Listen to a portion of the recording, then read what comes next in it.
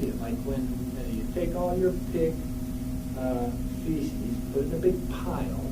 There's so much organic matter that it starts to chug through, burns up all the oxygen, needs something else, so it burns up all the nitrate, burns up all the sulfate, burns through all the terminal electron acceptors. The last thing it can do is use CO2, and then it creates methane. So if there's a autochthonous, that is in situ production, there's got to be a boatload of organic matter to start with. Are there buried cows?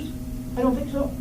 I don't think there's like 14 or 20 or 50 buried cows down there. I don't know how you get methane from unless you have a boatload of organic matter. Garbage, basically, down there. I don't think that's it.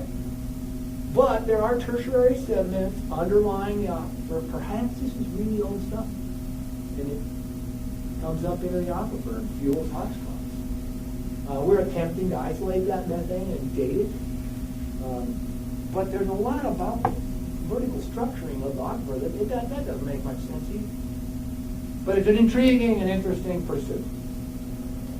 So if we put together this idea of routing control, local control, equilibrium, and disturbance, we get some sense of where the NIAC might fit.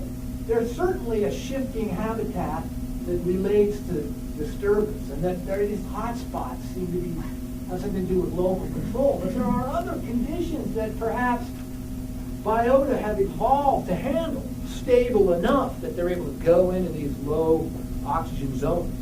And then over here in this environment where flow paths clearly seem to be organizing how things are done.